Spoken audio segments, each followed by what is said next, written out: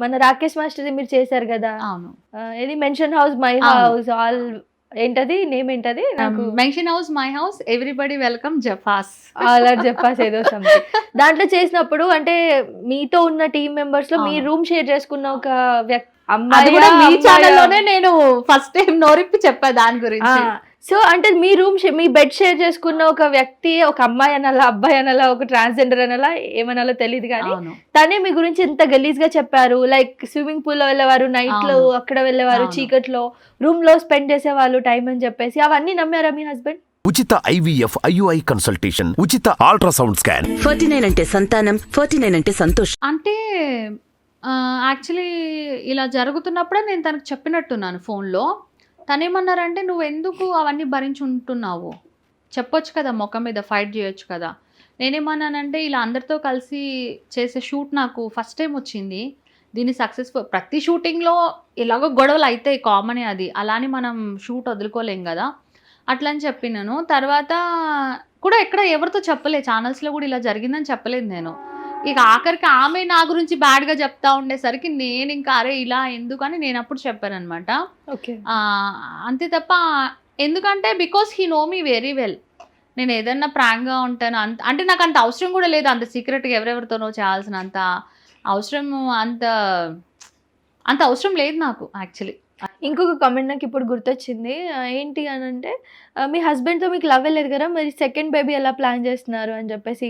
అంటే అంటే ఇండైరెక్ట్గా ఏమన్నారంటే ఇంకెవరితో అయినా ప్లాన్ చేస్తున్నారు అని చెప్పేసి. ఒక విషయం చెప్పాలంటే ఇప్పటిదాకా ఎన్ని జనరేషన్స్ ఉన్నాయో వాళ్ళు చాలా మంది పిల్లలకి అన్నారు, బట్ వాళ్ళ మధ్య లవ్ లేదు అండ్ ఆ పనిలో సాటిస్ఫై అయ్యారా లేదా కూడా తెలీదు, కానీ పిల్లలు పుట్టేస్తారు. అలానే హస్బెండ్ కూడా వైఫ్తో కలిసేదానికి ప్రేమ అవసరం లేదు, తను ఒక డిజైర్ ఉంది కలిసినారు అంతే, దట్స్ ఇట్. అంతకు మించి ప్రేమ అంటే చెప్పాలంటే ఏ వైఫ్ అండ్ హస్బెండ్లో చాలా మందికి ప్రేమనే ఉండదు. కాకపోతే ఏదో అట్లా అంటే మనకు ఆకలేసింది, మనం ఏదో తింటున్నాం, అది టేస్ట్ ఉందా లేదా అది అవసరం లే. Life also same.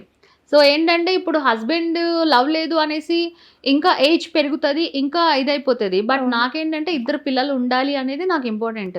సో హస్బెండ్కి నాకు లవ్ లేకపోయినా పర్లేదు కానీ ఇంకొక బేబీ అయితే కావాలి అని అట్లా. మీ హస్బెండ్ మీతో చివరి వరకు ఉంటారు అని అనుకుంటున్నారా? నమ్మకం ఉందా? పెళ్లి చేసుకున్నారు కదా, ఉండాలి, లేకపోతే లాక్కొస్తా. ఎందుకంటే ఇంతకు ముందు వాళ్ళని నేను ఇలా అడగలేకపోయాను, ఎందుకంటే వాళ్ళు నాకు తాళి కట్టలేదు కదా. కాబట్టి అంత అయినా కూడా అడగొచ్చు, ఒకళ్ళిద్దరు లవ్లో ఉన్నారంటే ఆ మాత్రం హక్కు ఉంటుంది. కాకపోతే ఎందుకు వాళ్ళు అడగలేకపోయా. ఎప్పుడైతే అడుగుతా, బికాజ్ ఆఫ్ నా పాప కోసమైనా అడుగుతా. ఎందుకంటే ఫాదర్ ఇచ్చే లవ్ ఇంకా ఎవరు ఇవ్వరు అని నా ఉద్దేశం. నాకైతే నా ఫాదరే ఇయ్యాడు లవ్ కానీ, బట్ మా ఆయన పాపనైతే లవ్ చేస్తాడు, బాగానే చూసుకుంది. ఈమె కూడా వాళ్ళ డాడీ లాగానే ఉంటుంది, మెయిన్ ఆ లిప్స్. నేను ఫస్ట్ పాప పుట్టగానే చూసినప్పుడు అనుకున్నా, అమ్మో మా ఆయన మూతొచ్చింది మా పాపకి, కలర్ ఏమో నాది వచ్చింది. మా ఆయన వైట్గా ఉంటాడు, నేను బ్లాక్గా ఉంటాను. సో హెయిర్ కూడా ఇక్కడ దాకా ఉంటుంది మా హస్బెండ్కి, ఈమె కూడా ఇక్కడ దాకా ఉంటుంది అట్లా అనమాట. సో అది మా ఆయన చాలా అందంగా ఉండేవాడు అనమాట. అందం చూసే నేను లవ్ చేసిన, మోసపోయా. అందరు అంటారు ఉప్పల్ బాలు అలా అందరు అంటారు, అబ్బా మీ ఆయన ఎంత హ్యాండ్సమ్ ఉంటాడు, మీ ఆయన హీరోలాగా ఉంటాడు, బా మీరు మస్తు రొమాన్స్ అదేనంట. అట్లా అనిపిస్తుందా మీకు? అంత సినిమా లేదు ఇక్కడ, చూడ్డానికి అందంగా ఉంటాడు మా ఆయన, కానీ నన్ను పట్టించుకోడు. అంటే నేను చెప్తాను నా సరౌండింగ్ లో జరిగింది. మీరు ఫస్ట్ టైం ఒక ఇంటర్వ్యూకి నేను పిలిచాను, మీరు పాప మీ హస్బెండ్ వచ్చారు. అవును, అంటే నేను మీరు ఓపెన్ గా చెప్తారు కాబట్టి చెప్తున్నాను. మా సరౌండింగ్స్ లో ఉన్న వాళ్ళు ఏమన్నారు, వీడికి ఏం పోయే కాలం వచ్చింది దీన్ని చేసుకున్నాడు. అవును, అంటే అంత మంచిగా బాగున్నాడు కదా, ఎందుకు మిమ్మల్ని అక్కడ రిగ్రెట్ చేస్తున్నారు. అదే మీకు అవ్వట్లేదా రిగ్రెట్? అట్లేదే లైటా. అంటే లైఫ్లో ఒకసారి దెబ్బ తగిలింది అనుకో, మనం బాధపడతాం, ఏడుస్తాం. డైలీ ఇట్లా దెబ్బలు తగులుతుంటే మనం ఏమవుతామంటే ఒక స్టోన్ లాగా అయిపోతాం. ఇది కామనే కదా, ముందుకు వెళ్ళిపోవాలి, దీన్ని పట్టుకుని కూర్చొని ఇక్కడే ఆగిపోకూడదు. అట్లా బ్యాడ్ కామెంట్స్ కానీ, బ్యాడ్గా మాట్లాడడం కానీ, అవాయిడ్ చేయడం కానీ, ఇవన్నీ బాధ అనిపిస్తాయి. కానీ అలా నేను ఎక్కడ స్ట్రక్ అయ్యి ఆగిపోను. గతాన్ని నేను మార్చలేను, అయిపోయిందని నేను ఇది చేయలేను. అట్లానే నేను సీతన్ అయిపోయాను, ఇది అయిపోయాను, అది అయిపోయాను అంటే నాకు వచ్చే షూటింగ్స్ కూడా రావు.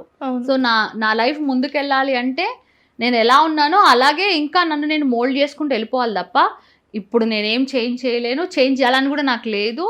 నాకు బోల్డ్గా ఉండడం ఇష్టం. I'm happy in that. అందరు ఏదో తప్పుగా అంటున్నారు తప్ప అంత అంత ఏం లేదు.